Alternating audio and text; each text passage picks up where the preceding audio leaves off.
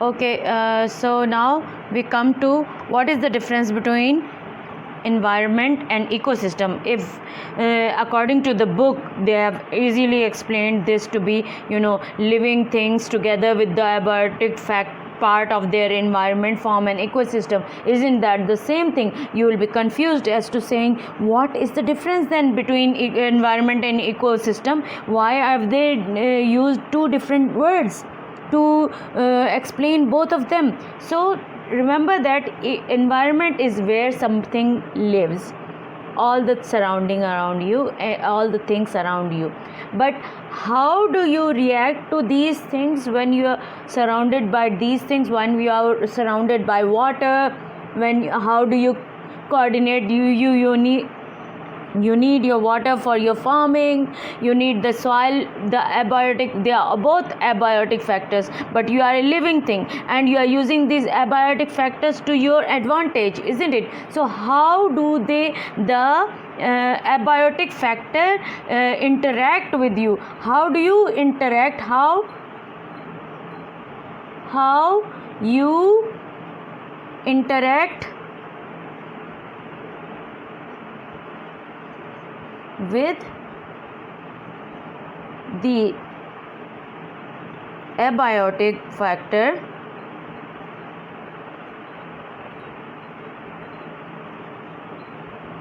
is called as ecosystem. So you may write it down again. I told you that after you have made the title page, you are going to write down the notes, and in these notes you will write down all these important points. One, the definition of environment, whereby the environment is everything that is surrounding us. That is the first line of the chapter, is a scientific word for surrounding. Okay, everything that is there surrounding you. And environment contains living things and non-living things, which you call biotic and abiotic factor. Then you come to ecosystem. Ecosystem is also like an environment, but it shows how you interact with the abiotic factor of your environment. How does the living things interact or communicate or use those abiotic factor is known as the ecosystem. Okay, the picture as it is shown in the picture over here, can you see that? The picture below this. Okay, wait a minute.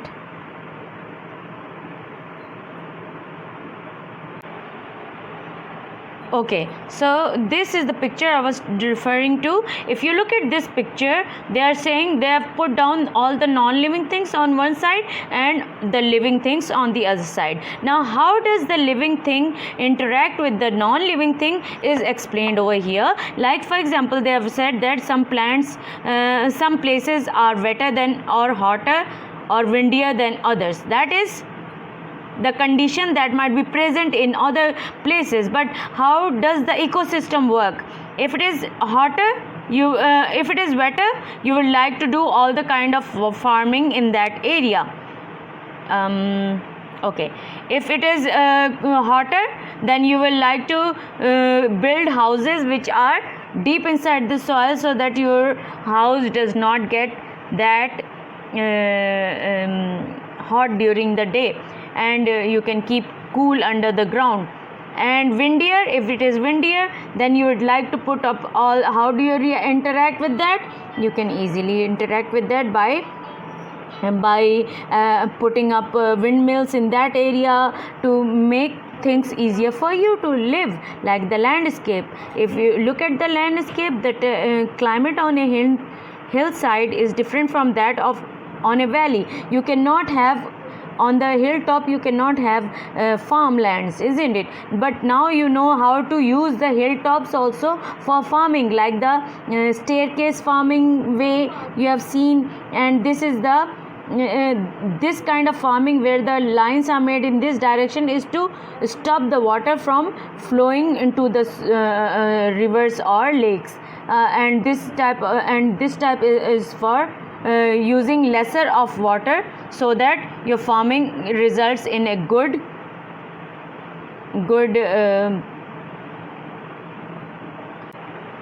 And then the next thing that comes into this understanding is the third important point or note that you can write down in your in your registers is the study of ecosystem. Study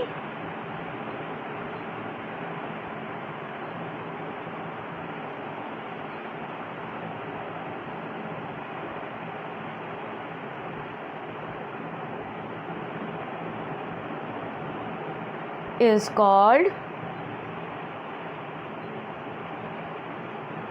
ecology.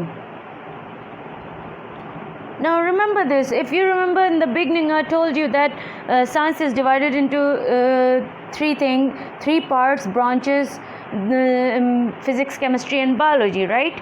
So remember that biology in itself is divided into so many different: marine biology, microbiology, physiology, ecology, and so many different other branches of biology.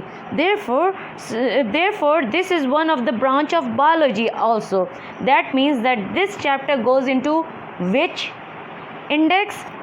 I hope you understand what I'm trying to say.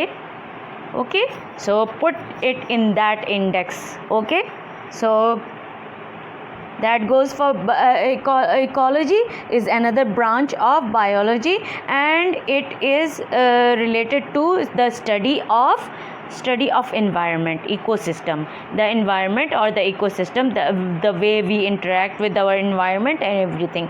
Okay, that is known as ecology, and a scientist who works on ecology is known as the ecologist.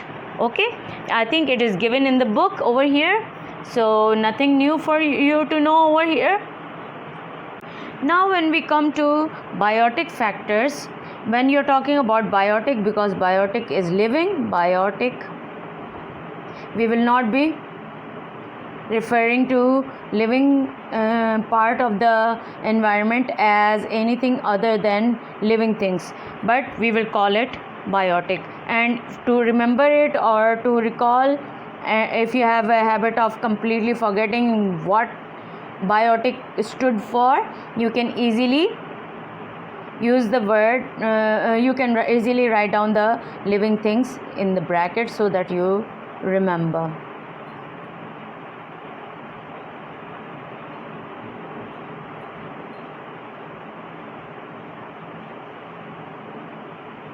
Okay, so biotic, okay, ecosystem. In ecosystem is all the living things, how they are interacting with the environment or the biotic factor. But when you are talking about habitat, what is habitat? Habitat is how one living thing is only capable of living in a certain area. Just like a lion lives in savannah, and it barely ever comes into the city. Why would it come into the city? Because it doesn't have any food that is present in the city area, right? Although if you look at it in the other way, all animals, because of our guns and our weapons that we use, the animals have become kind of aware of that intuitively, and therefore they do not approach the city area because they know they are going to be hunted down and killed. Therefore they prefer to stay in the jungle. In the same way, there are some worms that are living inside your tummy, inside your intestine. We have talked about it many a times, and if you bring them out of your body, they are not going to be able to live because they want half digested food which they get easily from your gut, isn't it? So that gut half digested food is not available outside your body, so it cannot live outside your body. Therefore Therefore, all every in the same way, where if you put a gut worm inside your head, it won't be able to live in the head, but a lice that lives in your louse, or a lice that lives in your head will not be able to survive inside the. So habitat is a place where a special or a specific animal lives. So habitat is a place, they are very close to, environment is everything that is surrounding us.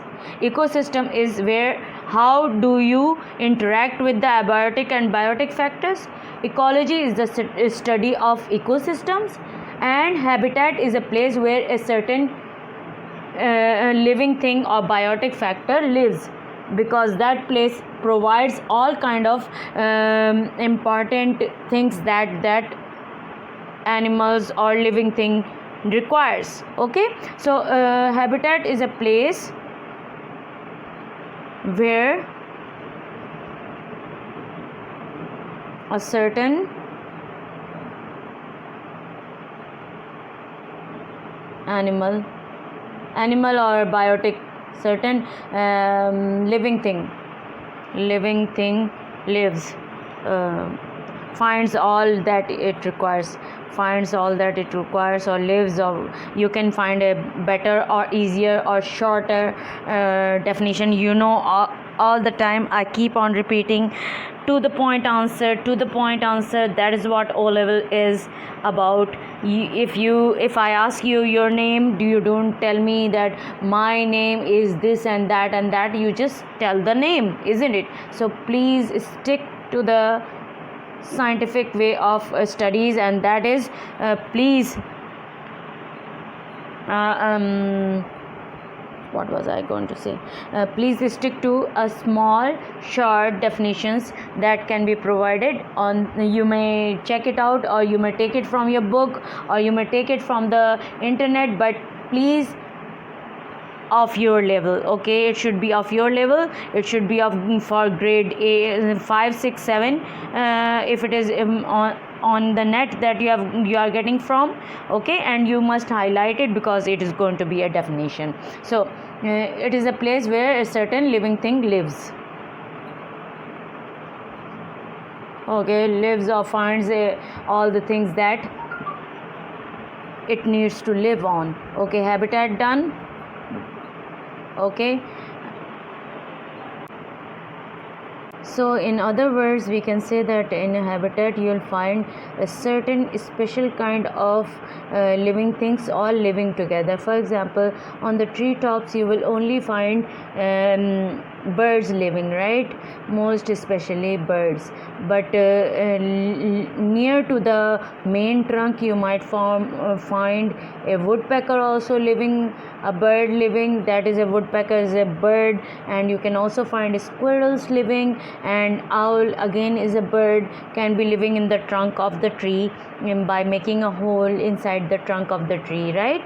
So they are similar animals that might be living together. Then below that there might be some trees growing on the tree or taking support of the tree to grow, like creepers and all those animals that grow. They don't have a main stem, so they hang on to the stem of the main tree and kind of creep up, and they are vines and like vines and creepers you must have seen. I think let me tell you, there is this money plant which grows there. That is why you can take the example of money plant, or those ones which have big green leaves that grow on another plant to take the help of the plant to grow on the bark of the plant, the main tree.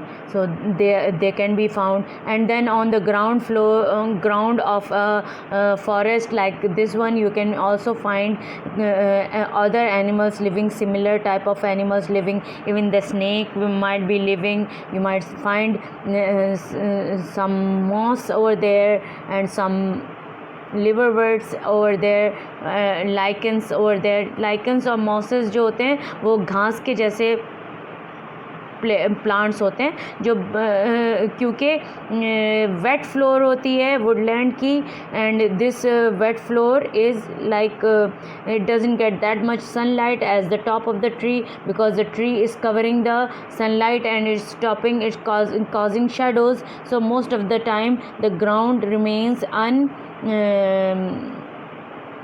kind of doesn't get enough sunlight, and therefore only those kind of grasses and plants grow that do not need lots of sunlight. They can grow in shades like ferns and mosses and lichens. They can all be grown in this area. So woodland can be one ecosystem, but a different category of living things live in a certain area. Like the top of the tree might be used for the birds, the middle of the tree can be used for birds and animals also. Even snakes go, there are squirrels that are living there, sometimes lizards are living there that feed on the squirrel, that feed on the babies of the squirrel, or sometimes they feed on the eggs of the birds, and sometimes the snakes also, they wound themselves up and they go hunting for either the birds or the eggs of the birds. Okay, and the snakes can also catch squirrels in the process, or some other animals like lizards also. So normally snakes are found in near the trunk of the tree or on the ground. So they don't go to the very height of the tree, to the canopy of the tree. They don't live there. So birds are safer that build their nest on the top of the tree. So these are the ways how animals live. Now describe the environment where you live, where you are reading. I specifically remember that I changed this question number 1 to only 2 parts. What is an environment and what are the 2 parts of the environment? And what is an environment? Environment is everything that surrounds us, and there are 2 parts of the environment, that is biotic and abiotic. And the second question, B part, I changed it to give 2 examples of biotic factor and 2 examples of abiotic factor. That's all I give. And then what is an ecosystem? So in the second one, what is an ecosystem, I've already given you the answer to that. You can go back to the video and check it out and write down. Give an example of an ecosystem. You can write down an ecosystem that is provided for the for example, a crocodile. Let us take a crocodile. What are the ecosystem? In which area does it live? It lives near the river where some animals come to drink water, and so it can catch its prey on the water also and inside the water also, where if there are some other animals like hippopotamus living there or similar animal living there, they can eat that. And it can also rest in when it is too hot or the water becomes too cool, then it can come and bask under the sun at the river bank, and therefore river bank can be a good ecosystem for other animals also, because it can provide water for many other animals, but at the same time it is a good ecosystem for crocodiles, because it provides them with food and shelter and coolness and heatness, because the crocodile is actually cold-blooded animal, so it cannot regulate its temperature. So it needs to, when it becomes too hot, it goes under the water. When it becomes too cold, it comes on the river bank to get warm up.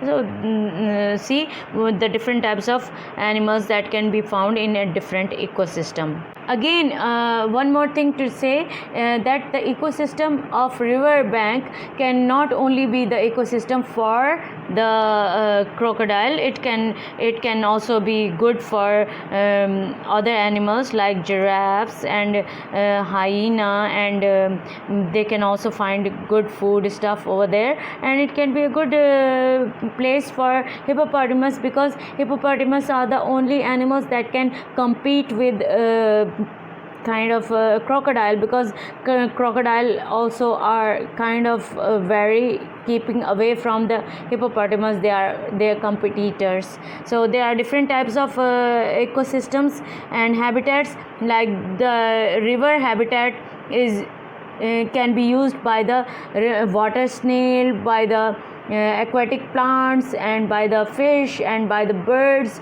the kingfisher like birds. While the sea, remember that kingfisher is a bird that looks for fish in the not salty water, in the river water. Okay, river water is not salty, but seagull and birds like seagull, they have strong cracking beaks. They do not only hunt fish, they also hunt mussels or shellfish or snails in the sea. So their beaks are different. Can you see the difference in the beak of a seagull, and a kingfisher? Kingfisher has a small beak and very pointy, so that it can easily catch its prey, because it just hangs in the air with its beak like pointing like this, and then just dives into the water and gets its prey like that, straight on. So it needs to be able to go under the water very quickly, like a piercing needle into the water, so that the water does not cause a lot of hindrance or stoppage when it is moving at a fast speed. You know that if you hit the surface of the water with your hand, you might break your hand. But if you hit the water surface with a knife or your pointy finger, it can go inside, right? Because your finger is pointy and it's kind of streamlined, and it's like the shape of a fish, the front head of the fish, pointy head. Can you see that? That makes for streamlined structure. ये जो यूं करके यूं होता है, इससे आराम से मूव कर सकते हैं. तो a pointy beak will allow the kingfisher to go into the water very easily. But this doesn't need to be, it has to be strong also, because it has to fight against the sea waves when it is hunting. Okay, now the third thing, the third kind of habitat they are talking about is the desert. You know that in the desert you don't see plants with big leaves or big trees that are waving side to side, and you don't see big animals like lions, giraffes, and tigers living in the desert. You normally see small slithering things or animals that live under the ground, so that they can escape the heat of the desert sand, like lizards and small desert mouse. They are all animals which wake up at night time or hunt at night time, because the nighttime temperature provides them with little heat, and they can easily live in that temperature and hunt, and by not losing too much water. In the same way, the hump of the camel is able to store a lot of fat, so it can go for many days without food. The fat will dissolve and it give its body enough nutrition, while the body is made in such a way that it can store a lot of water. The body, not the hump. The hump is only storing the food in the form of fat. The body is storing lots of water. That is why it can go for many days without water, even if you travel on camel. And in the same way, if you remember, I told you that if you take a leaf, for example like this, if this is a leaf, then what happens that to preserve water, you know that okay, just wait a minute, let me show you. Okay, for example, if this is a leaf, something easier to do, let me just check this thing out, wait a minute, something easier. Let's see if I can use this. Okay, this is a small piece of just a paper bag that I've got. Let us consider this to be a leaf. For example, if this is a leaf, in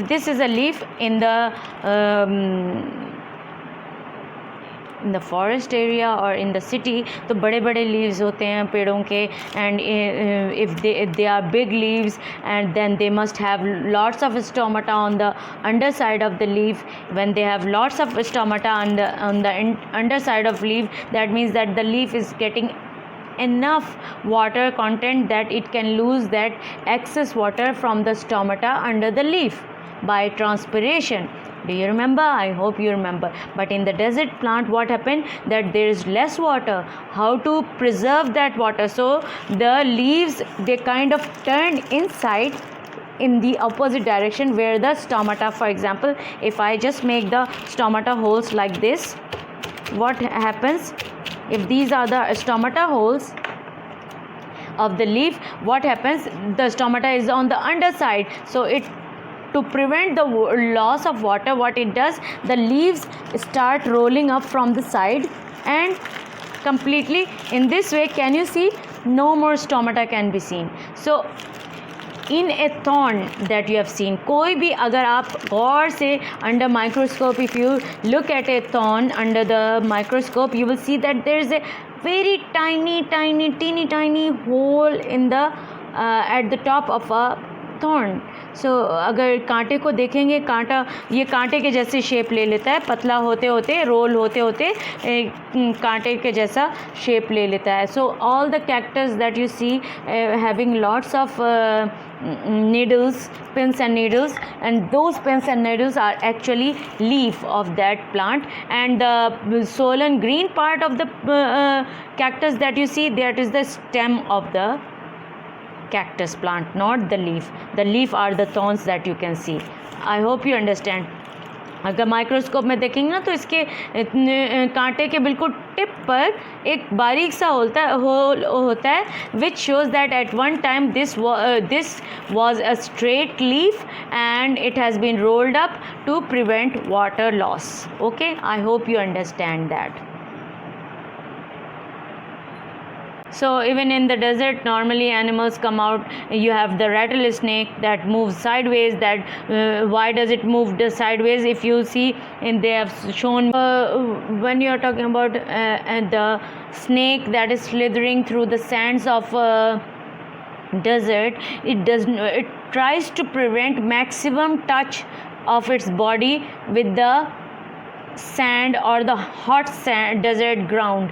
Why? Because it will get burnt. It doesn't want to get burnt. So even those animals, these desert snakes, they are very poisonous, so that their poison will act quickly and they will get to eat the prey very quickly and not waste their energy by being in the sun for too long. And they normally are hidden under rocks and boulders just to prevent from heating up their body. Okay, we see only few kind of plants that are living in the desert, few kind of animals that live in the desert, because high temperatures is not an ability that many animals can live with. Okay, so now we go to the test yourself on page 150. What is a habitat? Habitat is a place where a certain special living thing lives. Okay, so what does adaptation means? How do you like, for example, birds have developed wings so that they can fly in the air. In the same way, fish cannot fly. They have developed what? they have developed fins, or these streamlined body to be able to move in the water. In the same way, ducks, which are not which live on the land also, and on the in the water also, they have developed webbed food.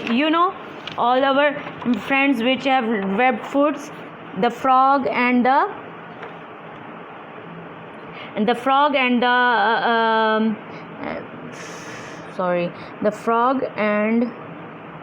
the duck. Wait a minute, just a minute. Okay, so this question, I think I don't need to. What does adaptation mean? What is habitat? And what do woodland birds feed on? Woodland birds are this is the woodland bird, I think, for catching fish.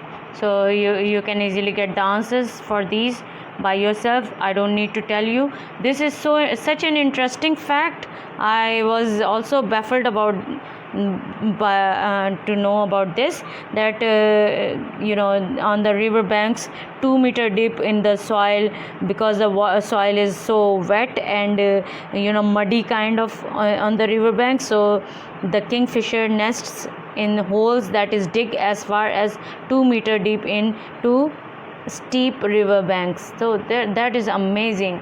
That's an amazing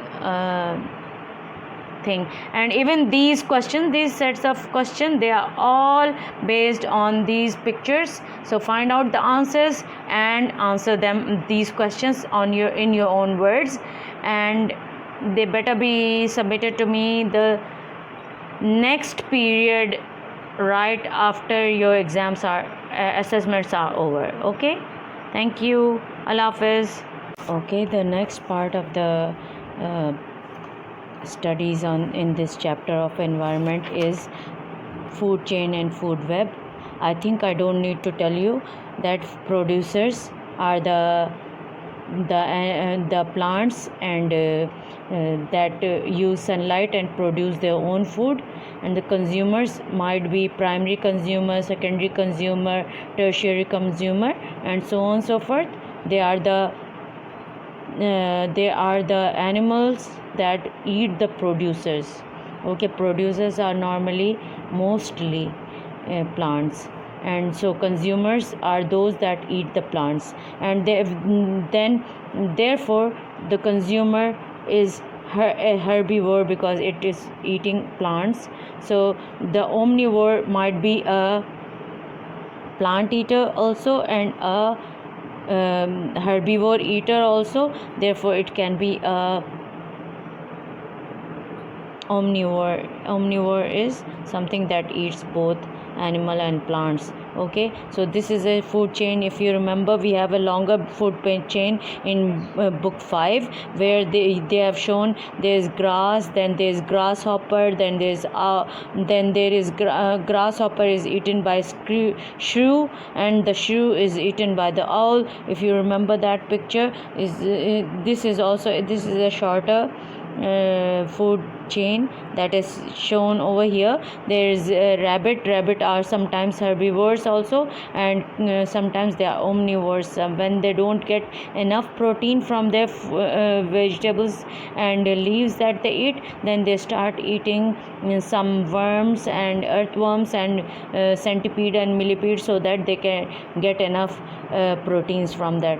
While the fox is a carnivore, and it can eat badgers and raccoons and rabbits. And the same way the badger, this is an omnivore.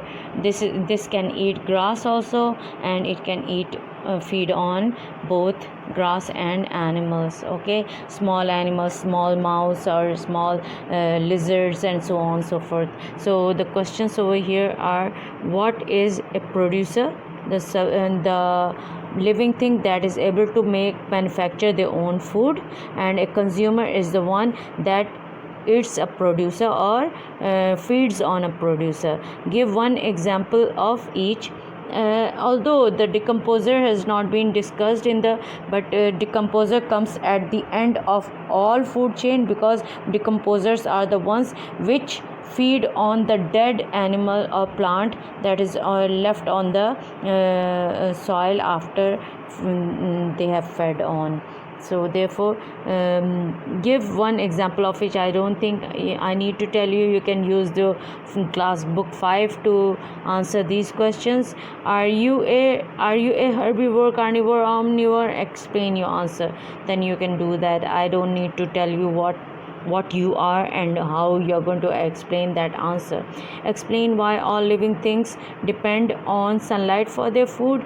Indirectly or directly, we also depend on, even an omnivore depends on sunlight, but not directly. Even a carnivore depends on sunlight, if not directly, but it eats an animal which has already fed on plants. So if there are no plants, then there can be no herbivore, no carnivore, nor omnivore. Why? Because the plants are the basic producers of food, and they are the only thing that can manufacture their own food. The rest of us, herbivore, carnivore and omnivore, cannot produce their own food. That is why we feed on something that has already been able to produce their own food, and that is the producer, and producer depends on sunlight to manufacture their own food. A student went to study a local pond. In one of the ponds, she noticed tadpoles scampering or some pond weeds. In another pond she saw a water beetle holding a tadpole in the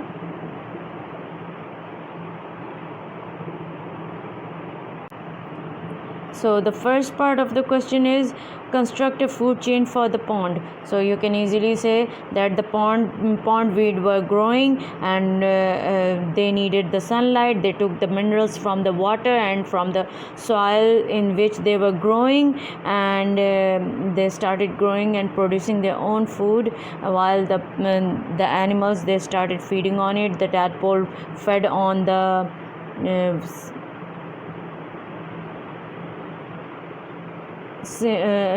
fed on the weeds, while in another part she saw a beetle holding a tadpole in its jaw. Therefore, this is so obvious. You can construct the first thing, that producer is the weed, and then comes the tadpole, and then comes the water beetle. Okay, construct a food chain. You can easily do that. If you remember, we must draw the arrow from the producer to the consumer, because these are both consumers. Both are consumers because they are both eating up what a producer has produced. Okay, and this arrow means the energy is going from the grass or the wheat to the rabbit, and then the amount of energy that is left in the rabbit in its own everyday life is then shared with a fox who eats up the rabbit. That means the amount of energy consumed by the rabbit is more than that of the fox, because fox energy has been cut down by it not eating on the main producer, rather eating on the consumer itself. So whatever it gets, the energy that the fox get from the rabbit is half that of the rabbit which the rabbit gets from the seaweed or the lettuce that is produced. Okay, how many links are there in the chain? Links means how many arrows. So the transfer of energy is shown here. How are you going to show the transfer of energy from here to here, and how many links are there?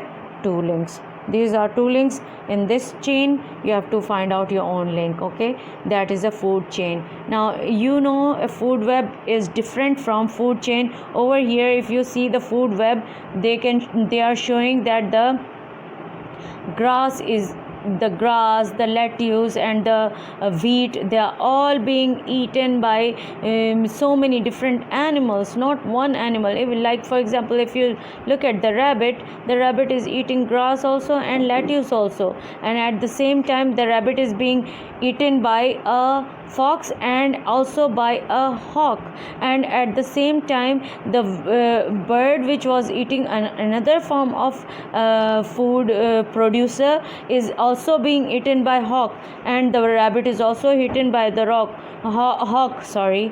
And in this way it is kind of a mix up, so kind of a web which is interconnecting and each one eating the other. And like for example, if you look at us, we have goats, cows and turkey and ostrich and cattle and camel and even deer sometimes, and sometimes rabbits and ducks. So many different types of animals we eat, and these animals in it themselves, they eat different types of grasses and different some animals are mostly the animals that we eat are the ones which are herbivores, right? Like the cow, the goat, although the chicken and the turkey, they also are omnivore because they feed on beetles and ants also sometimes when they need extra protein in their body. So these are kind of web. Why is it called a food web? Because everything is, this one is eating this also, this one is eating this one also, this one is eating. So it's kind of a network of chain and network of division of energy. So if you look at this the rabbit chain, it would go this only this way, right?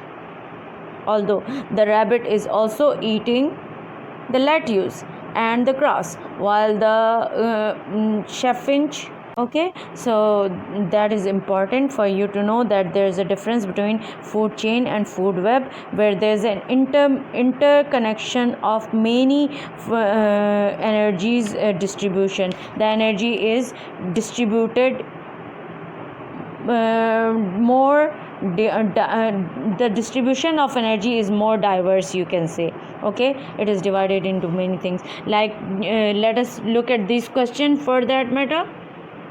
Look closely at the food web on the previous page given. Write down a food chain with 2 links, 3 links, 4 links. अब ये आप बना दीजिए कोई भी food chain जिसमें 2 arrow हों या 3 एरो हों या 4 एरो हों. Okay, and find out that food chain and write that down. Okay, जैसे links जो हो जाती हैं ये कितने जानवर हैं. So this wait a minute. Okay, according to this you can see that different from this food web, these different food chains have been separated and you can use them to answer the question in the previous phase. Like this one is a 4 linked food chain, this one is a 4 linked food chain, this one is a 3 linked food chain, and so on so forth. This one is a 2 linked food chain, and so on so forth. Okay, so I don't need to tell you about this one in detail. Write down the names of the herbivore. Which carnivore has the most varied diet? मतलब कौन सा ऐसा carnivore है जिसके सबसे ज़्यादा different चीज़ें खा रहा है. Okay, different animals खा रहा है. Okay, it is eating fox also, maybe it is eating eggs of different birds also, and it is eating grass also. No, it's a carnivore, so it must be eating different kind of animals. Explain your answer. This you'll have to do it all by yourself. This is simply very concept based, so I'd better not ask you to ask me for answers. You will do it all by yourself. Suggest one way in which the sparrow can help or hinder a gardener. How can a sparrow help? Sparrow can reduce the number of rabbits, and that will help in the production of, see, The sparrow, where is the sparrow? The blue tit is there. Where is the sparrow? Okay, thrush is there and chaffinch is there. There's no sparrow. What in the world? Wait. Sparrowhawk. Okay, that's a sparrowhawk. I think that's what they mean. So this can help in reducing those animals which the human beings love to grow, like you can grow grasses and you will not have rabbits around because you are having a sparrowhawk which can eat the birds that eat all these the rabbits that eat the grass away. So in a gardener can be growing grass and lettuce in the garden. So this sparrowhawk will stop the the growth of rabbit, so which will be feeding on these two. So in this way the gardener is having an advantage, because the sparrowhawk will get rid of all the rabbits that are feeding on the things that the gardener is growing. Okay, so I don't need to go into details of that. You can also do it by yourself. What is the help and what is the disadvantage of a sparrowhawk? You find the disadvantage yourself. I have given you the advantage. Okay, so it shouldn't be difficult. Just look at the picture properly. What are the things that a sparrowhawk should not kill, so that you will have that will help the gardener. The next question is rose growers often spray their rose with insecticide to kill green flies. Explain why this can upset the food web. If the green flies are not there, the animals that feed on the green fly will not be there, and the biggest, where is the green fly? This is the green fly, right? If this is the green fly, then the blue tit bird will not be able to thrive because it feeds on the green fly. And if this bird is not there, the sparrowhawk will go hungry also. So you are spoiling the food chain by removing the green fly by spraying the rose with the spray, okay, insecticide. बहुत सारे बच्चों ने उनकी teacher ने कहा कि सारे एक कॉर्नर पर जो गार्डनर ने डेड लीव्स और झाड़ू देकर फ्लावर बेड को जमा कर लिए थे. All the dead leaves and the gardener had swept the flower bed and collected all the dead leaves in a corner. Obviously there were other insects with it. There was a louse, wood louse, and there was a centipede they found, and they found a millipede. And what they did was they set up 5 dishes. Now these 5, in the first one they took this was set up in this way. Okay, in the first is the leaf and the louse, and so they came up with this table, and they found out that the partly wherever the animal was alive, that means the other animal was, or the thing was being eaten. According to this table, you have to find out which animal or which thing eats the other. Now you also know decomposers are the ones which eat dead plants and animals. So that dead plants and animals can also be producers, right? So dead plant would be a producer, because it as long as it has still got green color, it is still producing, and so on and so forth. So in this, all these, which one is the producer? The leaf is the producer. Which is the consumer? You have to find that out. I want to see how you deduce the answer yourself. This time I'm not going to be telling you about this. Okay, I don't know why my camera is kind of going blur all the time. Write down one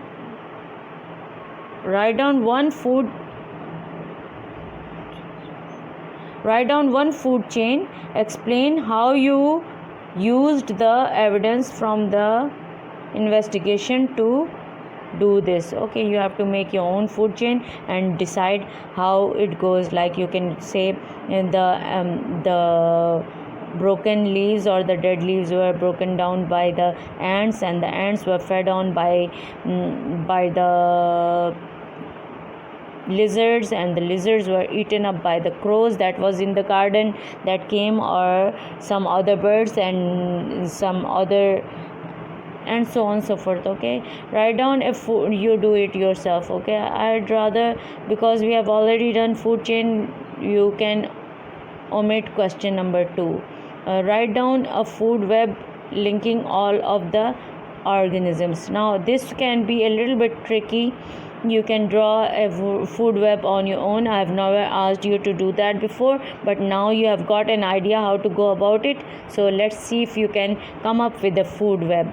Okay, you can get an idea from different internet sites also, but do not copy the same things from the internet. Please try making up your own food web, and let's see if you can do it by yourself. Suggest reasons why the students covered the dish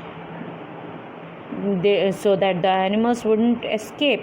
Put holes in the lid so that the animals there could breathe. Put the dish in a cool, dark place because the producer was already not producing. It was a dead leaf. Okay, they didn't need any sunlight to grow. Change part of a food web and wait. So if you look at this part of the book, it is very interesting to note that they are saying that in America, or in the UK, sorry, what they did was they were finding that the here this rabbit type was becoming a pest for the farmers, and was eating up all the crop that the farmers were growing. And so what they did was they started adding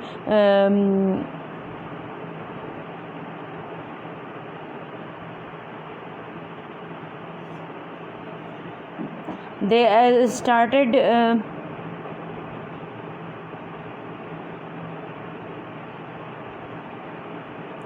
started introducing a disease called myxomatosis, so which killed all the rabbits in that area.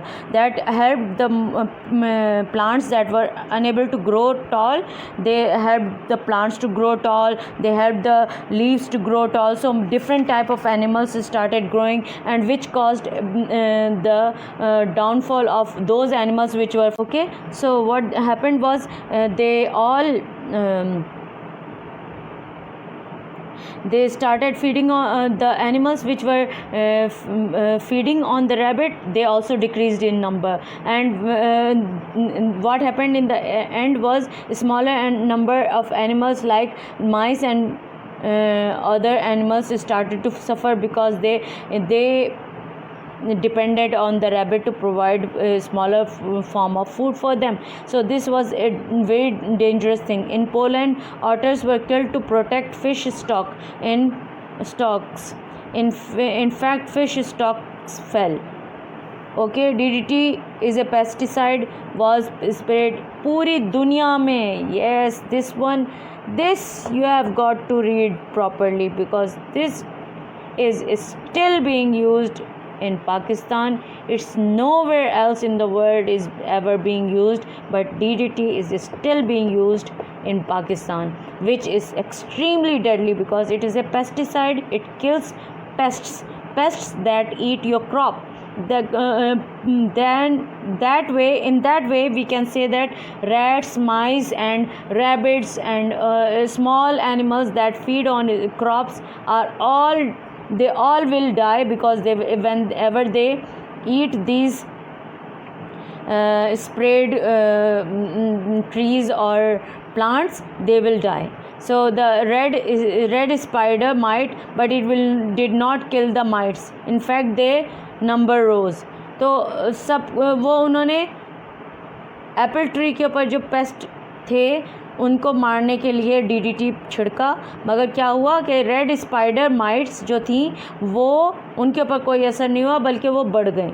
They increased in number, while the rest of the pests like other birds and animals, they started dying. DDT was also sprayed onto a field to kill insects that attack food crops. Later there was large fall in the population of fish eating birds such as heron and grebus. Why? Because these pesticides then dissolve in the water and then they form ponds or fall into the rivers, and they kill all these fish, which are then eaten up by these storks. Okay, and these herons and storks, they also die in return. How can we explain this result? DTT was okay. How you work out the question below. Okay, a female rabbit has between 3 to 8 young in 1 liter, and she could have 6 or more liter in 1 year. So in 1 year, in 365 days, if she gives gives birth to 6 liters, 1 2 3 4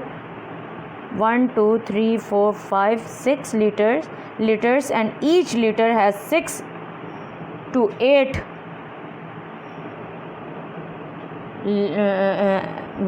6 to 8 babies, 3 to 8 6 to 8 3 to 8 sorry 6 3, if you add them up, एक साल में population क्या हो जाएगी? इतनी तो इंसान की भी नहीं हो पाती. ये तो 8 एक वक्त में अगर प्रोड्यूस हो रहे हैं, तो imagine the number of rabbits in a year. So they are terrible number, a tremendous number of rabbits will be produced within an year, and they can destroy the home farmland. Okay, why are rabbits regarded by farmers as pests? Because they feed on the crops. Why did the outbreak of myxomatosis affect the number of buzzards and deers and mice? You have to answer this question on your own, because it was dependent.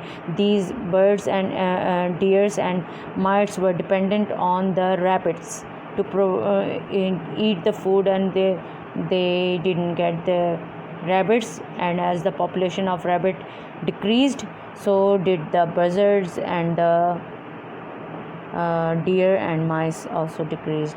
And deer, maybe the rabbits also ate a certain kind of vegetable, the other deer and mice did not. So read the questions thoroughly and then answer. Okay, explain the last question is explain the unexpected effect described above. Here are a few clues to help you. So these are the clues. Explain. I don't think you need to do this. Question number 3 is too long. I don't want you to go into the details of this. Energy flow of through ecosystem. This is how the energy is. Wait, just let me check. I don't think that I need to go into the energy flow also, but do go through the register and read it through, because if you remember, we have dealt with this a lot many times. Then I need to tell you or remind you again how the energy is distributed. The thing that gets the most energy is the producer, because that is the one that traps the energy and converts it into the food. And the cow that is feeding on the trees and grass will get half of the energy, because some of the energy will be used up in feeding, some of the energy in doing the life processes of the living things, that is moving, finding shelter, eating, breathing, doing work and finding food. All this, they reduce the amount of energy that is taken up by the herbivore. Then herbivore can be eaten up by a carnivore, and the carnivore or an omnivore.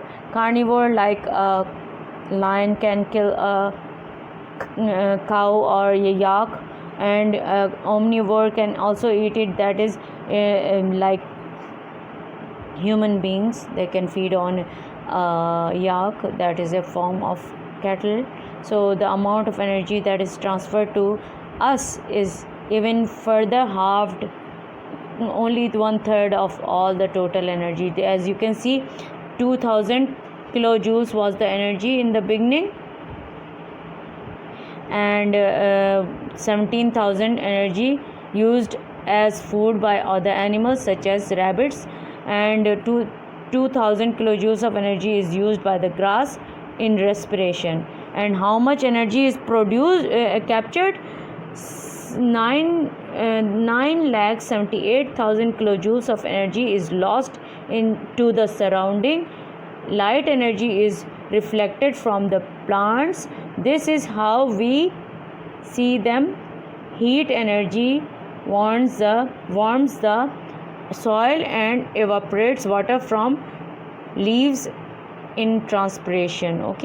22,000 kilojoules of energy is taken in by the grass. 22 thi. Then 3,000 kilojoules of energy is taken up by the bullock. This bull eats up the plant, but it does many more moving and active processes than does the plant, because the grass, they only respire, they only need to respire, they don't need to move in any direction or anything. So they ये 22 थे, तो ये bullock ने इस 22 में से कितनी capture की अपने अंदर? 3,000 सिर्फ की. और ये इस रैबिट ने कितने की? 17, क्योंकि it's a small animal and it can eat a lot more than the cow. The cow is slow also, and it keeps on feeding all the day. Have you seen a cow? The cow munches the whole day. It's like, we call it grazing, isn't it? Then 1,000 kilojoules of energy used in the bullock is by respiration, and 125 kilojoules of energy is taken up by the human being when we eat or use the energies of a bullock, and 1,875 kilojoules of energy is lost in feces and urine of the bullock. तो ये हमें वो भी तो देती है ना, milk भी देती है, मीट भी देती है, and so it provides for us in many different ways. While this rabbit, it takes up more energy than the bullock, because it doesn't provide us with any form of milk or anything, so it doesn't lose that energy. So the grass is, so now the last part comes into predator and prey. That comes, predator is the one which hunts like the lion, and prey is the one that gets hunted, that is the bullock or the antelope or the animals that the lion feed on. So habitat contains many species. हम बहुत सारे, अगर हम गाय और बकरों को ना खाएं तो क्या होगा? गाय और बकरों की तादाद इतनी बढ़ जाएगी. The population of these animals will grow in such a ट्रेमेंडस amount that very soon there will be little for the human to do. So all these people who say that we should be vegetarian and it's bad to kill animals and all that, this is all crap. It's all useless. Shouldn't say that, because we are, in other words, keeping the chain alive also, and these animals are also providing for us. So even when a lion hunts, it hunts those animals which are weak and sick or old. So it is removing the animals which are weak and old and sick in the whole herd. So it is kind of keeping the herd very healthy, and the ones which are able to survive and on their own. So it all depends on it. If you look at the young and healthy ones, then the population of the young and healthy ones will increase in number. When they saw that they reduced the number of lion, what happened was the sick and the old were in larger numbers, and the young ones did not get enough fodder or grass to feed on. The cows and goats did not get enough grass to feed on the young ones, and so the young ones started getting the same diseases from the old cows and camels, and therefore they started dying and they came back to the same level as was before when the lion was there. So this can affect your graph. Okay, go through this in detail, and it should not be, I don't think I need to explain, because you all know about this long before, because we have dealt with only this graph is saying number of population and time. This is how the population has been affected by the prey and the predator. The prey increase in number, the predator also increase in number. Prey decreased in number, the predator also decrease in number. जितने गाय भैंसें होंगी उतने ही शेर भी healthy होंगे. जितनी कम गाय भैंसें होंगी उतने शेर भी कम हो जाएंगे, क्योंकि उनके लिए खाने के लिए कम हो जाएगा. That is what the graph is showing, that if you look at the prey, as the prey is increasing in number, so is the number of predator increasing with time. Okay, number of animals in different time, snowshoe, hare and lynx. Lynx is a kind of cat, big cat, while hare, it feeds on hare. Okay, every year how does this affect that the lynx, that is the red cat की population देखिए बढ़ रही है, उसी वक्त बढ़ी हुई है जब here is a bigger kind of rabbit. जब हेयर की पॉपुलेशन बढ़ी तो कैट की भी पॉपुलेशन बढ़ी. ये दोनों ग्राफ में एक ही बात कही गई है, little bit diverse in the sense that over here the lynx population is decreasing, but because the hare population was great, the lynx population increased also eventually. So this is over the years how the population is affected. This is very important for you to be able to explain these two graphs in your own words. Okay, some animals show regular cycles in their population number. The lemming population in Scandinavia shows a 3-year cycle. Lynx and snowshoe hare in Canada show 10-year cycle. Okay, these are different cycles that have been shown over here. That is what they are explaining. Explain what is a predator prey relationship means. It means that the predator is dependent on the. Okay, so when you are talking about predator and prey relationship, you are talking about the animal that is being hunted and the animal that is hunting that hunted animal. Okay, so both of them, they need each other in equal amount to thrive. If the prey is killed, if all the prey is removed, then the predator will also die, because the prey needs predator to bring down the population. Otherwise the predator, if the prey will die, so will the predator, because there's not enough prey to hunt, isn't it? So that is how you are going to explain this in your own words. The graph above shows the number of Arctic lynx and hare lives in an area of Canada over time. Describe what happens.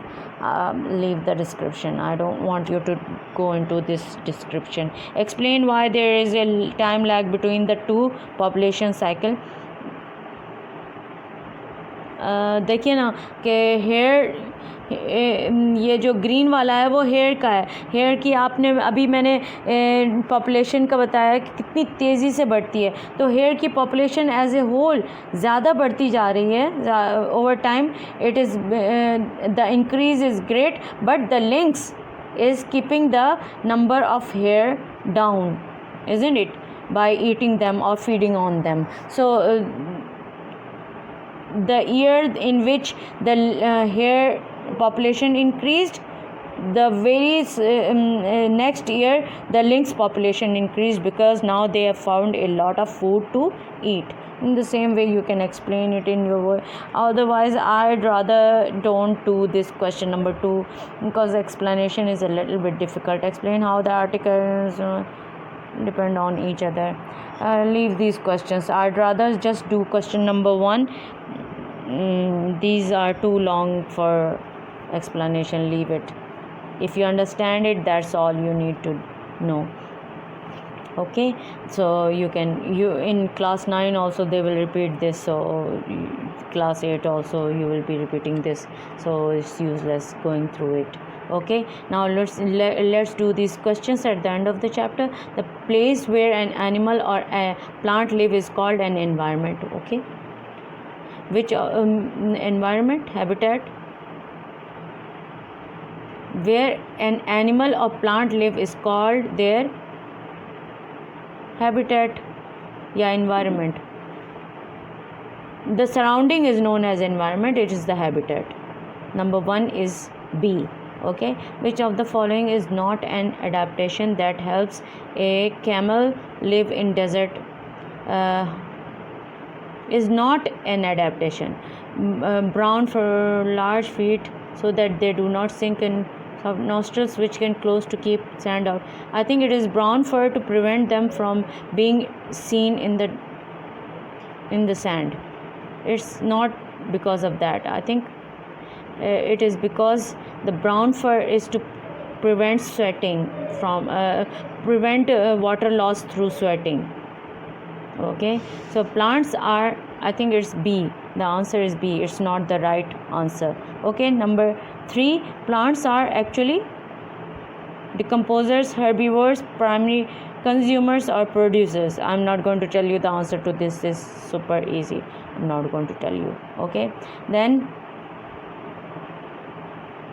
secondary consumers are usually carnivores, decomposers, herbivores, or producers. Now you have to open up your books for this matter. Find out from there. If you remember, I told you that the plants are the producers. Producers are the plants. Then comes the first primary consumer. Primary consumer. If you remember this, then comes the secondary consumer. Secondary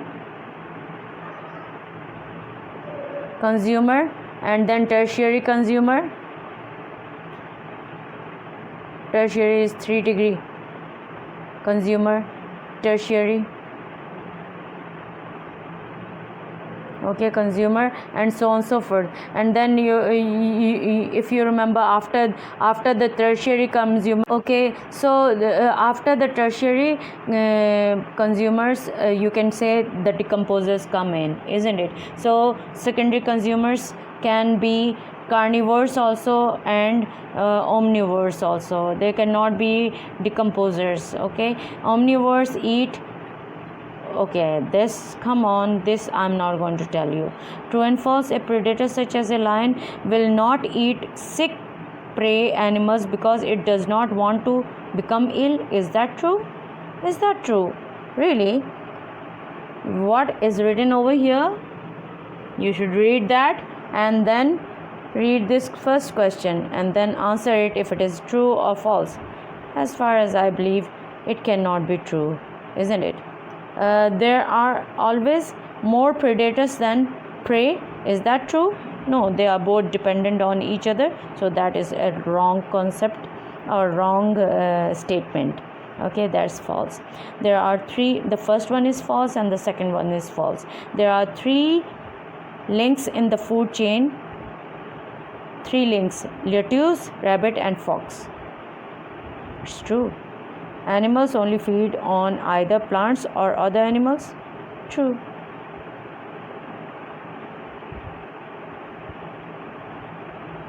They can eat both also. That can be false also. I think that is a wrong statement. Plants are called producers because they produce their own food by photosynthesis. That's true. Okay, so you have got 2 true and 3 false. Now let's look at this question. Give an example of how an animal environment can change from one part of the day to another. Like for example, in the desert, the mornings are hotter and the nights are just as cold as the mornings are hot. Okay, so you can say that it depends.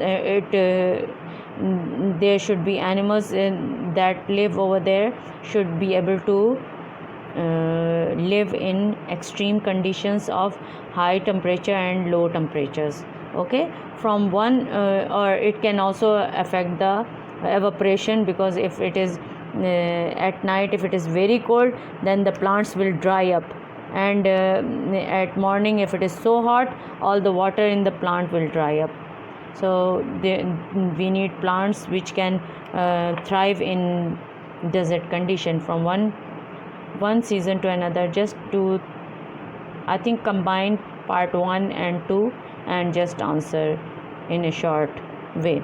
Write these statements under the correct heading in the table given below. So you have to rearrange this and put them in the table accordingly. I will not explain this in detail. You have to explain it, you have to put it in the right way yourself. Name 2 examples of prey from the statement above. Now you will put them down, and then you will give the examples of 2 animals that of prey. Okay, from that.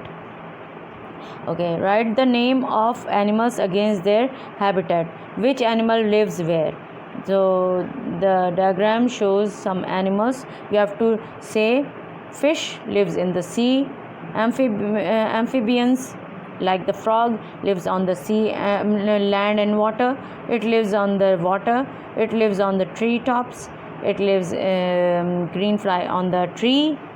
And this bee, maybe it's a bee. Okay, it's a honey bee. It lives on the tree also. And snail lives on the water side. Okay, you can say. Okay, farmland, growing crops, damp grass near. Okay, इसमें से choose करना है. Right the names of animals against their habitat. इसके आगे वो animals को लिखना है जो इनमें से पॉन्ड्स के करीब रहते हैं, और यहाँ पर लिखना है वो जो वुडलैंड, फार्मलैंड के करीब रहते हैं, और यहाँ पर लिखना है जो सॉफ्ट लीव्स और प्लांट्स के डैम्प ग्राउंड के करीब रहते हैं. सो you have to list them down. I don't have to tell you. And here it is written go rose garden. क्या ये एक नाम लिखना है एनिमल का जो यहाँ पर रहता है. फास्ट रनिंग वाटर के सामने कौन सा एनिमल रहता होगा. एन एप्पल ऑर्चर्ड के सामने कौन सा एनिमल रहता होगा. Just write them down from this group of animals that are listed. Now in this diagram there are 4 animals that are 3. Okay, so this there are 2 animals, bird and eagle and a tiger and a butterfly and a cactus. Okay, here what you are going to do is describe how the eagle is adapted to catch its food. So it has got eagle has got big talons and a sharp beak, so it can catch its prey, which is the butterfly. Maybe eagle, although no, eagle to catch mice and other. I don't think they have listed the prey over here. Only the predator is given there. The cactus is adapted to avoid losing water. This I've already explained in the explanation before, so I will not go into the detail, and you'll have to go back and watch the whole video again, and where I've explained it, and you get the answers from there. The butterfly is adapted to suck nectar from the flower. So we can see these tentacles coming out. These go inside the flower and they suck at the, this is known as the proboscis. Later on you will find out it's known as the proboscis. एक टंग होती है जो लंबी सी घूमी हुई जलेबी के जैसी निकलती है, और वो अंदर it puts it under inside the flower and suck all the nectar from the flower. And it can you see the body, it can hide in the leaves, just pretending to be one of the leaves, and the patterns on the wings can camouflage the butterfly. And the legs are also thin and small, so that it can go as far as possible inside the flower. The tiger is adapted for tearing flesh and crushing bones. Why? Because one, the tiger has got tiger has got very long claws at the end of its paws, and this can be hidden so that it can move quietly in the foliage or in the woodland or wherever it is living, and it has got sharp ears and got big fang like canines which can tear flesh, and very sharp and strong molars and premolars which can gnaw at the bones and easily break the bones down. Okay, so this is explained. You can explain it in your own words. Number 2 part, gerbils live in the desert. I don't know what they are. They do not produce urine. They live in holes during the day and only come out at night. Explain how these gerbils survive in the desert. Where is the gerbil? I don't see no gerbil. Where is the gerbil? I'll have to check that out. I don't know myself what that gerbil is. Must be an animal, or seems like a bird or something. Suggest an adaptation. Okay, this you have got to do it yourself. I will not go into detail because this is like, really, come on. I don't need to go into the details. You can do this by yourself. This one is rose being eaten by green fly. The green fly is being eaten by blue tit, and blue tit is being eaten by sparrowhawk. Then I hope this is the last question. Oh no, then we have another. How many links are there in this food chain? You count the number of links. 1, 2, 3, 4. 4 links. Okay, and then what is the next question? What do the arrow means in the food chain? It shows the amount of energy transferred. Okay, it shows energy transfer. The arrow shows the energy transfer. I will not repeat it again. I've already repeated it 3 times.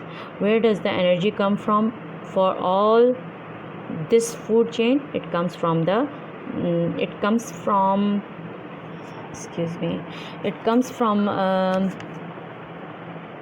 the producers, okay, or the plant or the rose. Okay, explain how energy enters a food chain.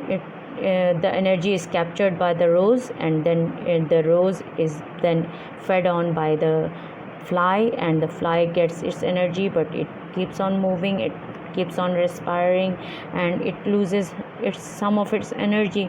Even the plant loses some of its energy in breathing. Energy enters in this food chain. You can easily explain that. You can see from this diagram that the energy is captured by the producer, which is the rose, and the only use of energy is in breathing. Then the rest of the energy is then eaten up by the green fly, and the green fly moves and buzzes around and breathes and does all the life processes, find shelter or hide somewhere or whatever, and so it loses a lot more energy. So when it is being eaten by a blue tit, the blue tit gets even lesser energy than the green fly did when it fed on the rose. And the blue sparrowhawk, when it eats the blue tit, it gets even further lesser energy, because the blue tit also moved and wasted most of its energy in looking for green flies to capture and to eat. Okay, so these in this way you will explain. Now this is the diagram shows a food web for pond ecosystem. ये pond का ecosystem दिखाया है इन्होंने. Food web ये रहा. Okay, उसमें जो चीज़ें प्रोड्यूसर थी वो एक साइड पर कर दी है इन्होंने, आई थिंक. ओके, प्रोड्यूसर का, और फिर ये कंज्यूमर्स जो हैं एक साइड पर कर दिए. Okay, write down 2 food chain ending with the water beetle. You do that yourself. Name a producer and a herbivore and a carnivore in this web. Suggest what might happen if the water snail were removed from the pond. This I would like to see really how you explain this. Number 4, explain why fungi and bacteria are important in this food web. Opt out question number 4. that's not that much necessary. The rest of the questions I would like to see how you go about doing it. Okay, that's all for the whole chapter is completed. All the questions are done. I hope you understand. If you have any difficulty in understanding, or you need revision, recap, or some portion of the chapter you do not understand, you may ask questions on the WhatsApp. Send me the questions on the WhatsApp, and I'll deal with it. Okay, thank you. Allah Hafiz. Goodbye. Have a nice day, and don't forget to like, subscribe. If you want to, you can share also. That's up to you.